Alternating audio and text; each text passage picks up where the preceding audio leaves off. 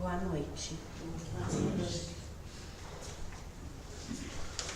Solidão. O presidente, porém, disse: mas que mal fez ele? E eles mais clamaram, dizendo: seja crucificado. Marcos, capítulo 27, versículo 23. À medida que te levas monte acima, no desempenho do próprio dever, experimentas a solidão dos cimos e incomensurável tristeza te constringe a alma sensível. Onde se encontram os que sorriram contigo no parque primaveril da primeira mocidade? Onde pousam os corações que te buscavam aconchego nas horas de fantasia?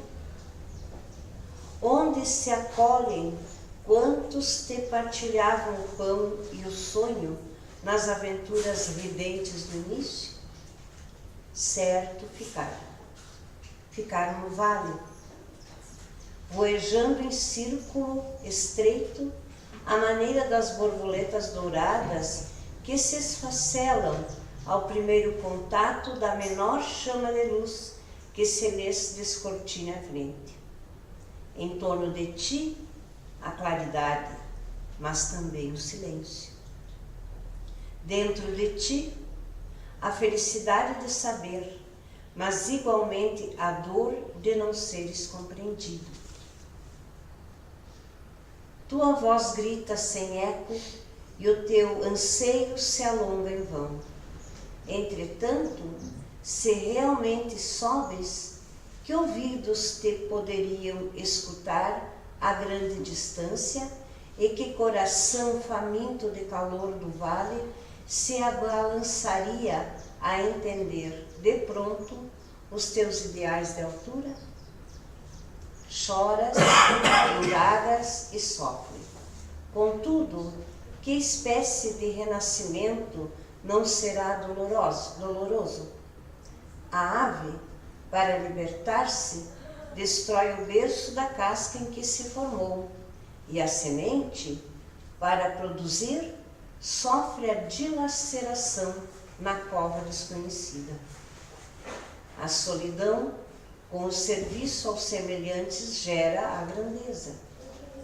A rocha, que sustenta a planície, costuma viver isolada, e o sol, que alimenta o mundo inteiro, brilha sozinho. Não te canses de aprender a ciência da elevação. Lembra-te do Senhor, que escalou o Calvário de cruz aos ombros feridos. Ninguém nos seguiu na morte afrontosa, à exceção de 2 malfeitores constrangidos à punição em obediência à justiça. Recorda-te dele e segue. Não relaciones os bens que já espalhaste. Confia no infinito bem que te aguarda.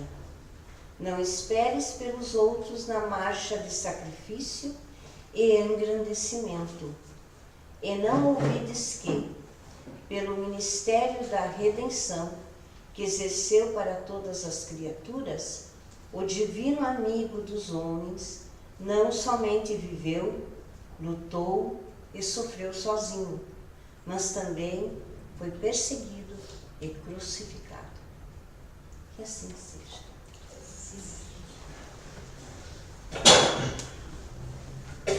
Boa noite a todos, que a paz nos envolva, sejam bem-vindos ao Centro Espírita Allan Kardec. Chico Xavier psicografou esta mensagem na década de 60, como ela é atual, não é? A solidão é dos companheiros do homem do planeta. E nunca antes nós tivemos tanta gente encarnada no planeta e nunca antes também nós nos sentimos tão sozinhos. Por quê? Hoje vem a explicação. Emmanuel nos coloca que quando nós decidimos avançar na senda espiritual, Cada um de nós tem que, com Jesus, tomar a sua cruz e seguir em frente. É difícil, mas o que nos espera é chegarmos à condição de espíritos mais evoluídos, mais felizes. Então, vale a pena esta caminhada.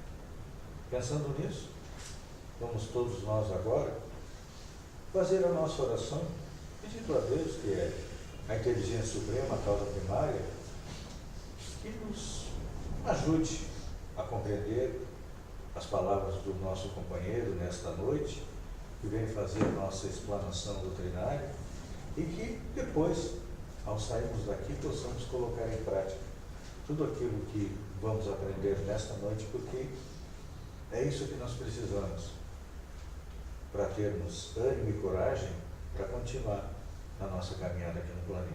Então, assim nós dizemos: Pai nosso que está no céu, santificado seja o teu nome, venha a nós o teu reino, seja feita a tua vontade, assim na terra como no céu.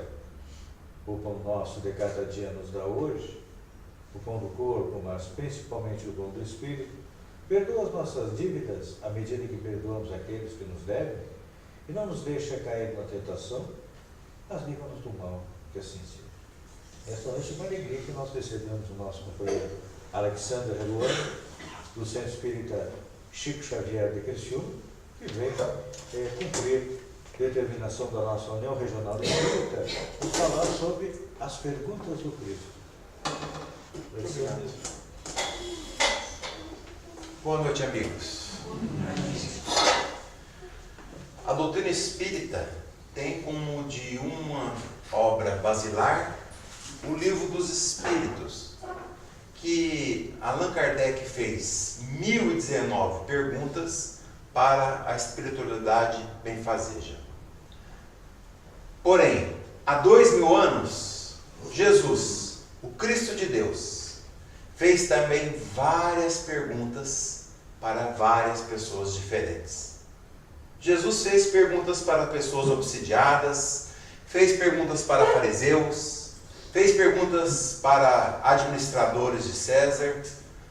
Jesus fez perguntas para seus discípulos, para sua própria família e para algumas pessoas doentes. Alguns não souberam responder essas perguntas. Outros, porém, responderam.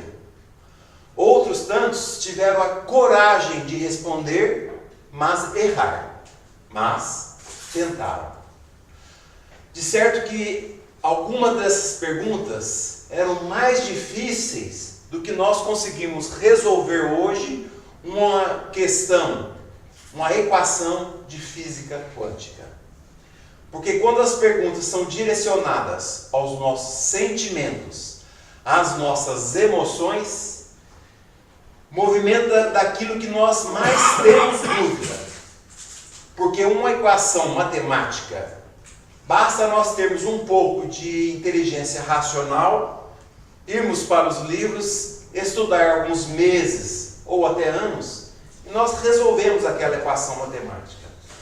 Mas quando as perguntas são relacionadas aos nossos sentimentos, nós passamos séculos, nós passamos vidas e mais vidas tentando desvendar os mistérios da própria vida. Nós sabemos que as palavras do Mestre são palavras de vida eterna, de modo que as perguntas que o Cristo fez naquela época, para aquelas pessoas, não era somente para elas. Eram perguntas direcionadas para toda a humanidade. Do ontem, do hoje e do porvir. No Evangelho, há descrito mais de 100 perguntas que o Cristo faz para as pessoas. Hoje eu trouxe 10 para nós vermos a visão, à luz da doutrina espírita, a compreensão dessas perguntas do Cristo. Então a primeira pergunta que nós vamos falar está em Marcos, capítulo 5.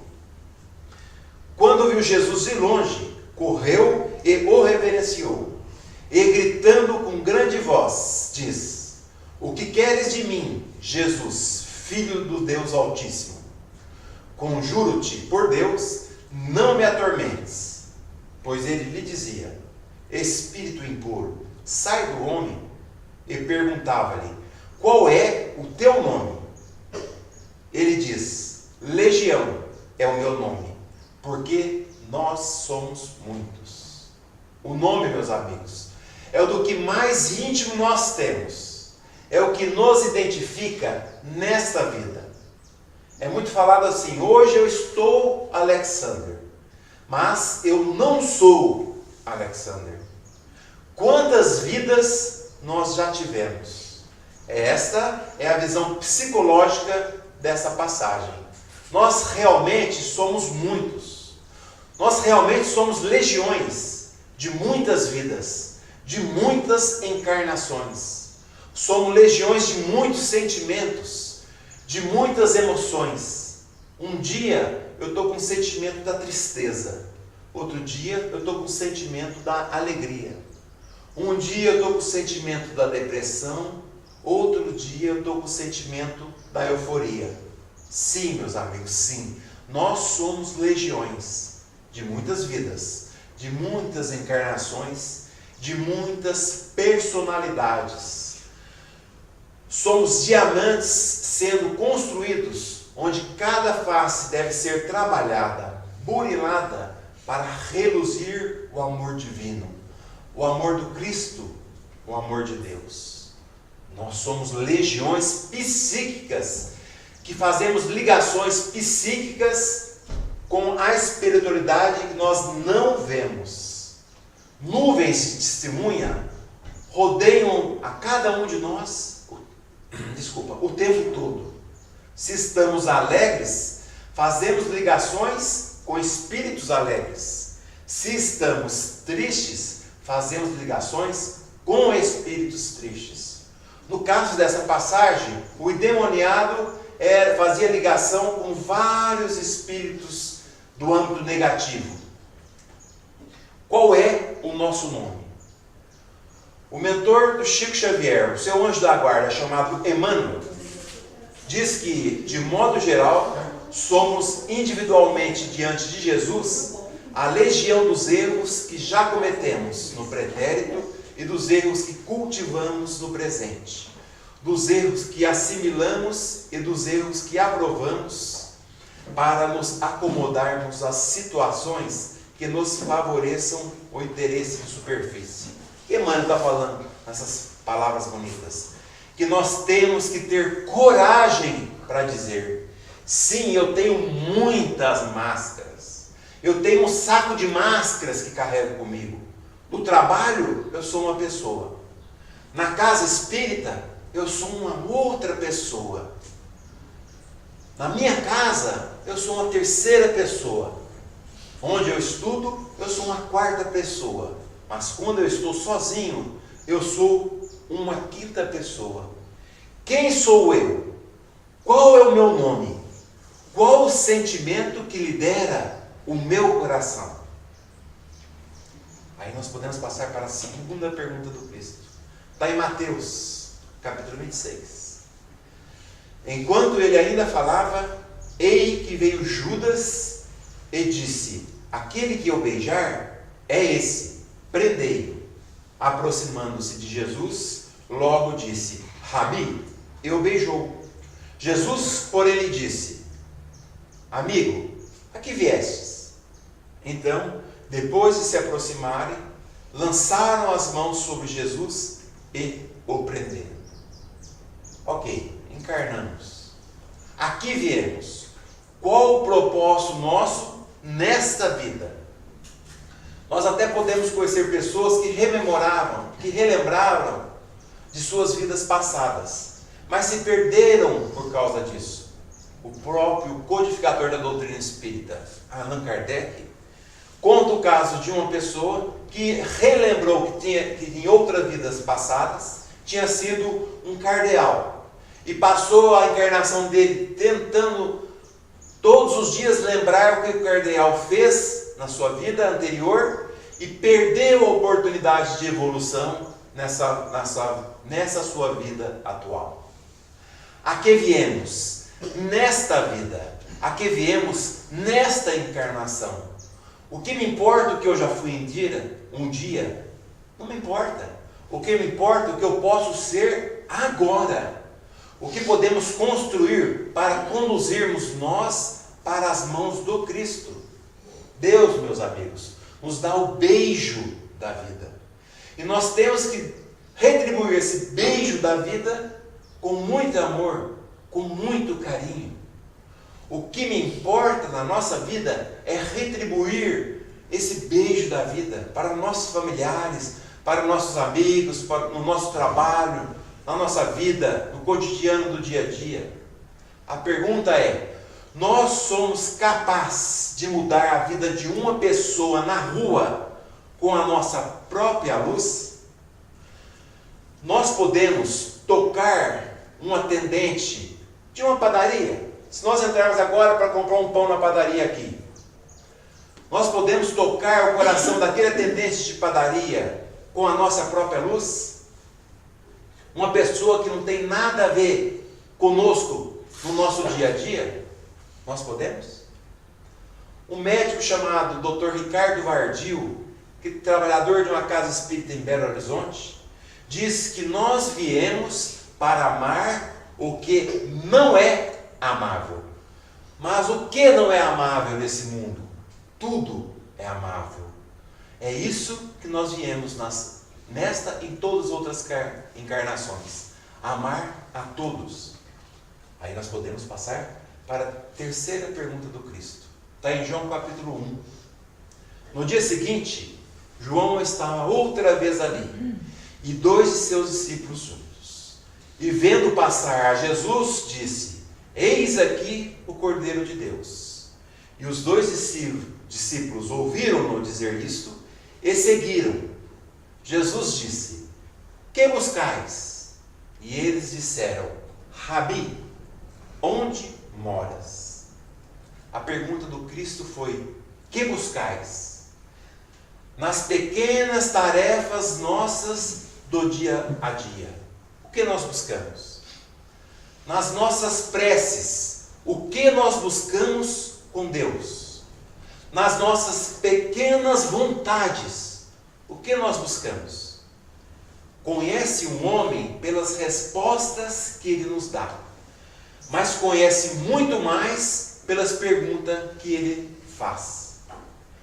O que, meus amigos, nós buscamos em nossas vidas? O que eu, por exemplo, eu busco nessa casa espírita?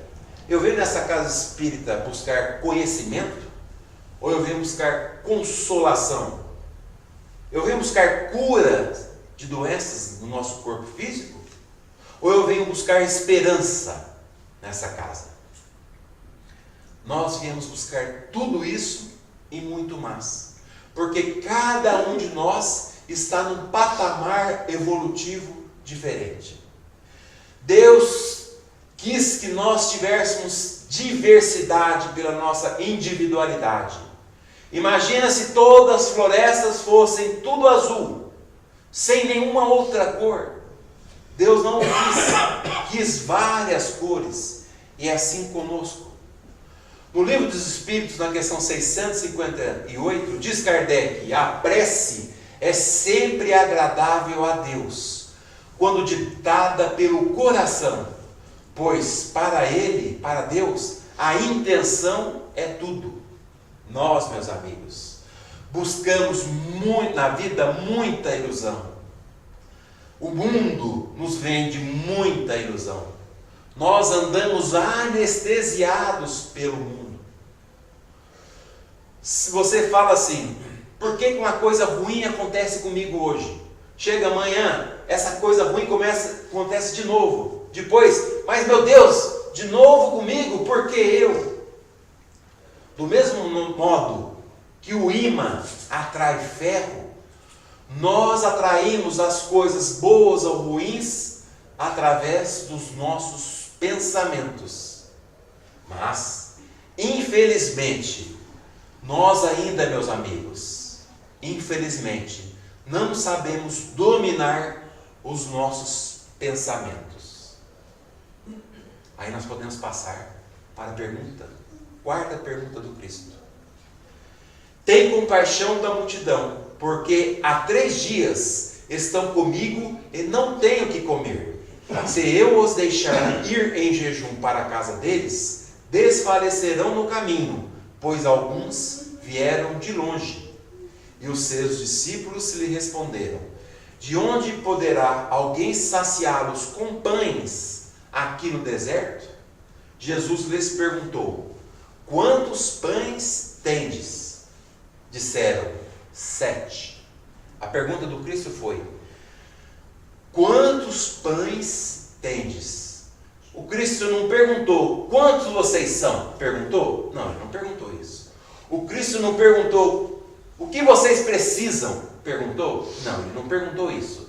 O Cristo perguntou dessa jeito assim, ó: o que você tem aí que pode contribuir para o seu próximo? Diz Emmanuel que nem uma usina elétrica prescinde de uma tomada para gerar energia. Nós temos que fazer a nossa pequena parte. E aí a espiritualidade amiga vem e multiplica essa nossa pequena parte. Vou dar um exemplo para ficar mais fácil. Certa vez, um pianista muito famoso no século XIX, chamado Paderewski, foi fazer um concerto de piano em um anfiteatro.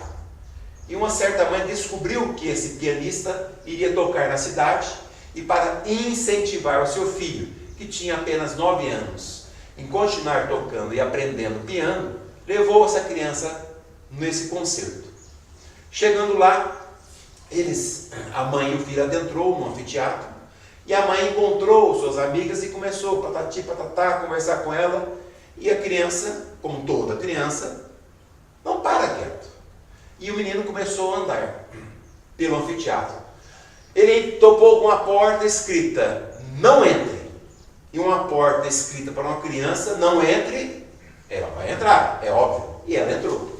Só que quando ela entrou, era um palco. Lá no canto do palco tinha um piano imenso, de cauda, maravilhoso. A criança senta no banquinho e começa a dedilhar uma musiquinha nesse piano. A música que ela tocava era assim: cai, cai, balão, cai, balão, cai aqui na minha mão. Não cai não, não cai não, não cai não. Nisso, as cortinas se abrem. Paderewski, o grande pianista, adentra no palco. Todo o pessoal que estava assistindo ensaia uma tremenda gargalhada. A mãe vê que é o seu filho no piano tocando, se descabela e se desespera toda. Mas Paderewski pede silêncio para a multidão. Chega por trás do menino, bem quietinho. O pessoal imaginou: vai levar um tapa na orelha. Mas Paderewski disse para a criança: continua tocando. Com sua mão direita, Paderewski passa sobre o ombro direito da criança e faz uma base no piano.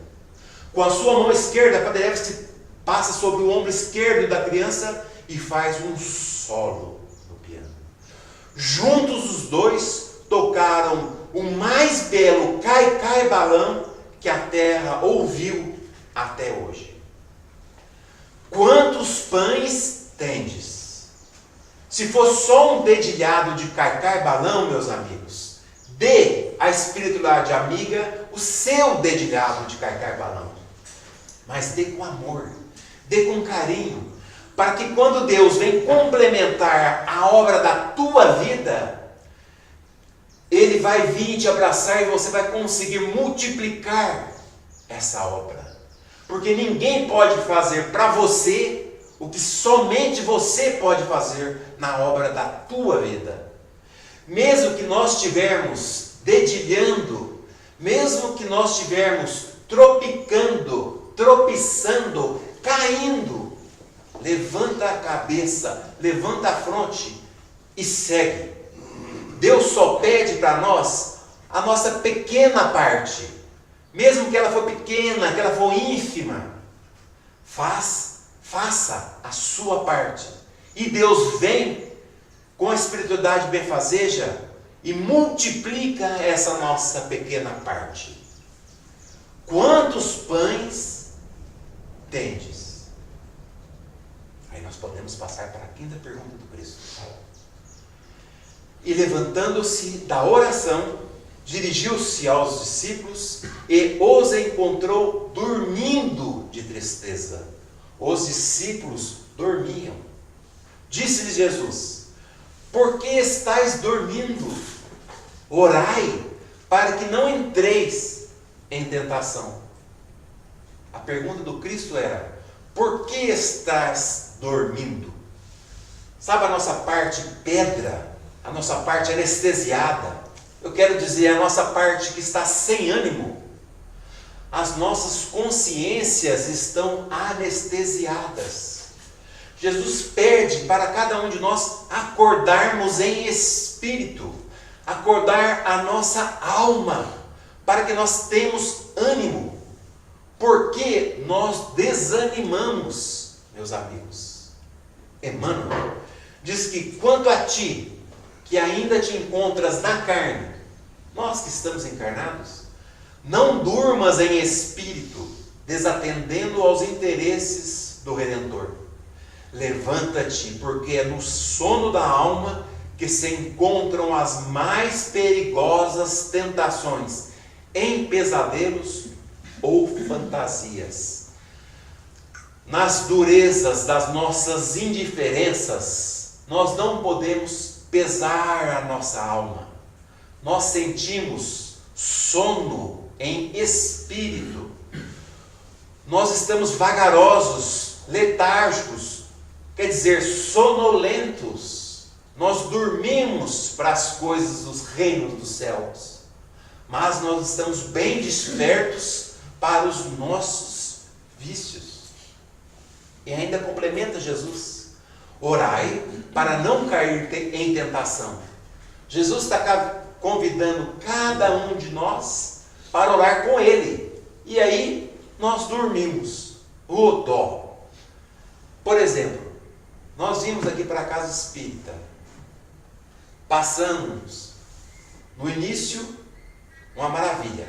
Viemos com ânimo, tudo legal, vamos todos trabalhar. Hoje nós somos frequentadores, amanhã vamos virar trabalhadores. Mas depois de passado alguns meses, alguns anos, nós ligamos o piloto automático e aí o desânimo total.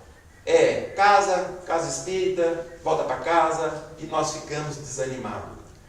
Isso tem nome, chama zumbi espírita. Cada dia, meus amigos, é um novo desafio. Cada dia é um novo modo de viver. Passamos para a sexta pergunta.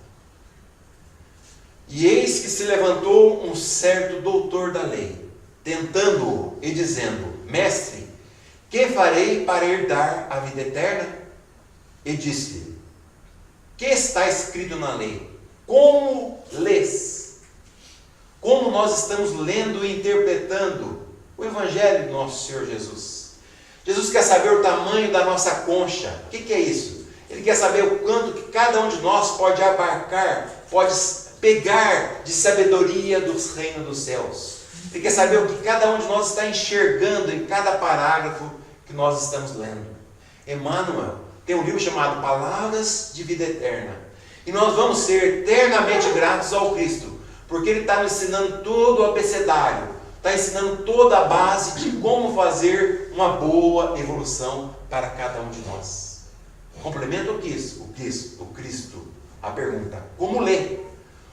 Cristo quer saber identificar qual é o nível espiritual de cada um de nós. Qual andar espiritual nós nos encontramos na nossa individualidade. O Cristo quer saber como Ele pode conversar conosco. O Cristo pode conversar com cada um de nós, de Cristo para homem, de Cristo para espírito já feliz, ou de Cristo para uma pessoa obsidiada. Nós temos que ter gratidão eterna para o Cristo, para o que nós lemos, mas não estamos entendendo. Mas temos também que agradecer que um dia nós vamos entender o que está escrito nas Escrituras do Evangelho. Passamos para a 7ª pergunta. 2 discípulos iam para Emaús. E sucedeu que Jesus aproximou deles, caminhava junto com eles, mas seus olhos, porém, estavam impedidos de reconhecê-lo. Jesus disse: Que palavras são estas que trocais entre vós enquanto caminhais? Ok, encarnamos. Que palavras são essas que nós estamos trocando entre cada um de nós? Nunca se trocou tanta mensagem hoje em dia, meus amigos. Antigamente era um telegrama, vocês se lembram ainda? Depois o correio, aí veio a internet, e-mail, celular, WhatsApp. O que nós estamos conversando entre nós? Leon Denis, no seu livro O Problema do Ser, do Destino e da Dor, diz que nós devemos evitar as discussões ruidosas, as palavras vãs, as leituras frívolas. O que nós estamos lendo? Quais são as palavras que estamos trocando entre nós? Quais são as ligações espirituais que nós estamos buscando? O que nós estamos conversando entre nós?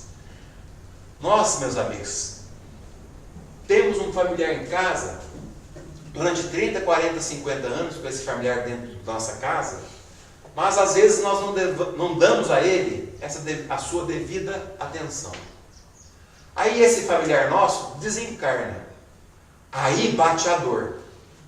Aí nós vamos correndo para uma casa espírita, buscar uma mensagem desse nosso familiar. Eu quero uma psicografia do meu familiar que desencarnou. Nós passamos 30, 40 anos sem entrar no quarto desse familiar quando ele estava conosco. Nós nunca perguntamos para ele: qual é a sua mensagem para mim? Nós temos, meus amigos, que dar o devido valor enquanto encarnado estamos. Vai no quarto desse seu familiar e faz uma pergunta. Chega em casa, chega para o seu filho, para a sua filha, para o seu esposo, para a sua esposa, e pergunta para o seu pai, para a sua mãe. Pergunta para ele: qual é a sua mensagem? Qual é a sua mensagem para mim? Nós passamos décadas e décadas sem nos falar dentro de casa. E depois que ele desencarna, aí que nós vamos criar um laço psíquico com esses familiares. Nós, meus amigos, temos que estreitar os nossos relacionamentos psíquicos enquanto na carne estamos. Que palavras são essas que trocamos enquanto caminhamos? A 8ª pergunta do Cristo. Diz Jesus para Pedro: Pedro, tu me amas? Pela 2ª vez. Pedro, tu me amas? E Pedro responde: amo Jesus. Disse-lhe pela 3ª vez: Simão, filho de Jonas, tu me amas? Simão entristeceu-se por lhe ter dito 3ª vez: tu me amas? E disse: Senhor, tu sabes tudo, tu sabes que eu te amo. Jesus disse-lhe: apacenta as minhas ovelhas.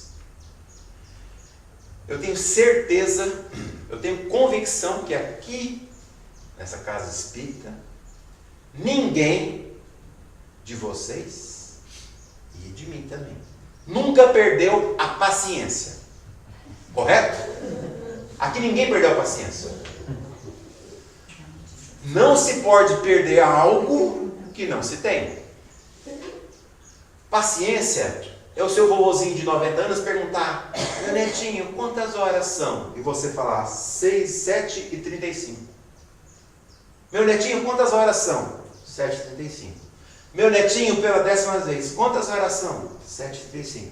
Meu netinho, pela 20ª, quantas horas são? 7h35. Isso é paciência.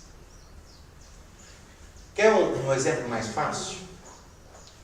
Tem uma fisioterapeuta, amiga nossa, que certa vez foi fazer fisioterapia em uma de suas pacientes, uma vovozinha de seus belos 90 e longos anos, com uma doença que todo mundo já deve ter ouvido falar, que é o mal de Alzheimer.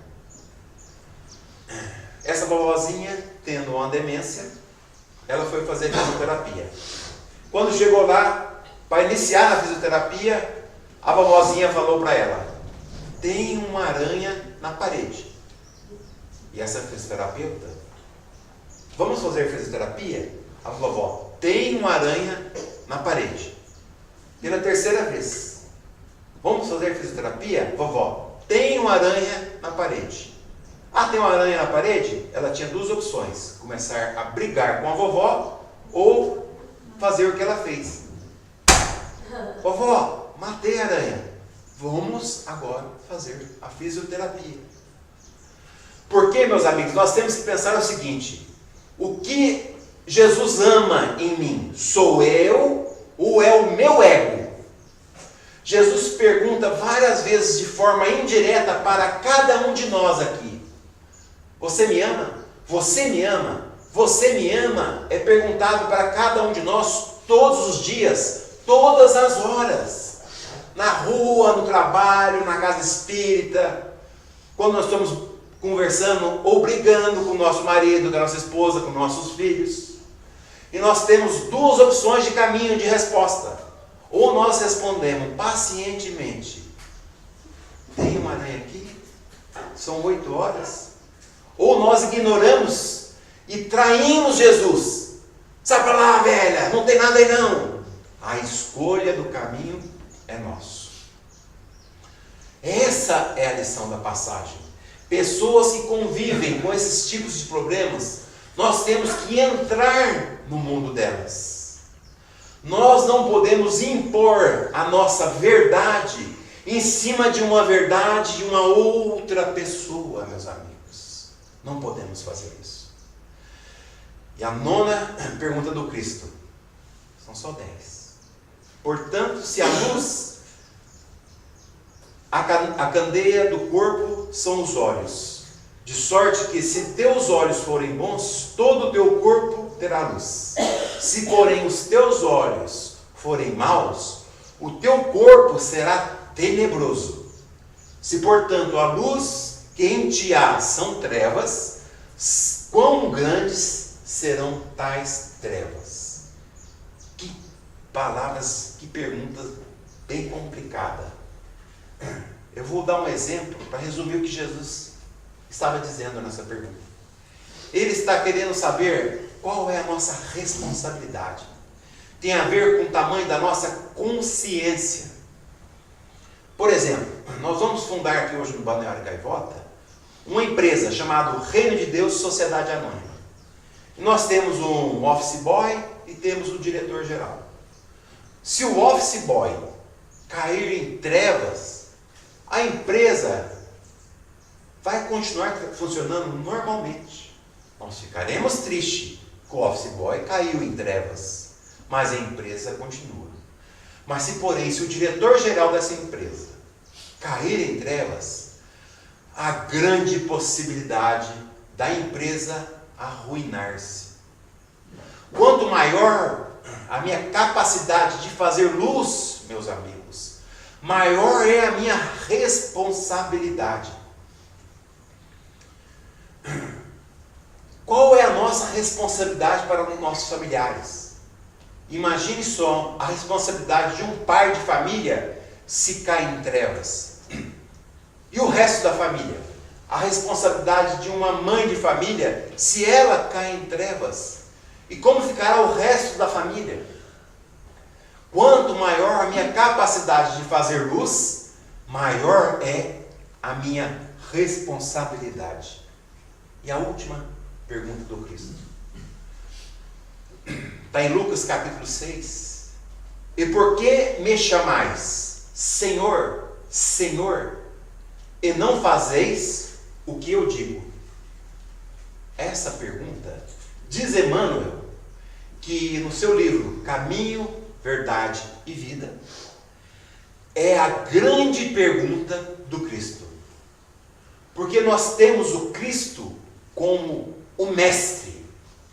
Nós temos o Cristo como modelo e guia de toda a humanidade. Mas nós não perdoamos. mas nós não amamos. Mas nós não somos fraternos. Nós não praticamos o verbo Jesus, que significa amar sempre. O apóstolo Paulo, meus amigos, quando ele estava no deserto, encontra com Jesus nos umbrais de Damasco, na entrada da cidade de Damasco. E o apóstolo Paulo faz uma pergunta para o mestre. Ele pergunta para o Cristo: que queres que eu faça? Nós agora vamos voltar para nossos lares.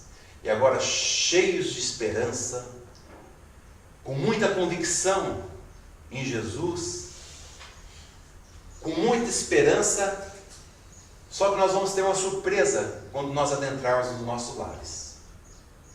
Lá estará Ele, o Cristo de Deus, aguardando cada um de nós. E nós, cheios de esperança, perguntamos com muita coragem para Ele: Cristo, que queres que eu faça? Mas quem de nós terá a coragem de escutar a resposta do Cristo para essa nossa grande pergunta? Muito obrigado. Boa noite a todos.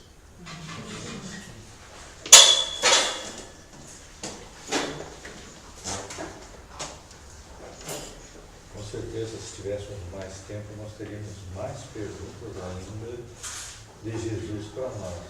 Mas eu acho que a mais importante é que o nosso companheiro encerrou agora. O que queres que eu faça? Acredito que cada um de nós, o que tem que fazer é procurar aumentar as qualidades e diminuir os nossos defeitos. É simples? Não. É difícil? É um trabalho para várias vidas, mas quanto mais cedo a gente começar, mais cedo nós vamos acabar. Paulo, por exemplo, perguntou ao Cristo: o que queres que eu faça? Foi curado da cegueira e ficou 3 anos estudando no deserto para depois se apresentar aos demais apóstolos para transformar a doutrina de Jesus nisso que nós conhecemos hoje, uma doutrina universal para todo o planeta. Então agora, no início nós pedimos por nós, que nos desse condições de compreender as lições da noite. Agora, já com o nosso coração mais cheio, mais farto, vamos fazer a caridade, orando pelos nossos familiares, pelos nossos amigos, pelos nossos colegas de trabalho, mas principalmente por aqueles com quem nós temos dificuldade de relacionamento. Porque quando Pedro perguntou a Jesus: o que queres que eu faça? Jesus disse: apacenta minhas ovelhas. Significa que nós temos que amar a todos. Então agora, orando por todos, nós vamos nos preparar para receber o passe. Junto de cada um de nós, nesse momento, estão os trabalhadores da espiritualidade, que sabem aquilo que nós precisamos. Normalmente nós pedimos para o corpo. Nós vamos lembrar de pedir para o nosso espírito, para encontrar essa paciência que nós não perdemos, que nós ainda não temos, mas que já está em germe dentro do nosso espírito, que a gente possa ter uma semana melhor, com mais calma, mais tranquilidade. Pedir também para o nosso corpo, que ele consiga levar o nosso espírito até o final desta encarnação, acrescentando algo à nossa bagagem espiritual.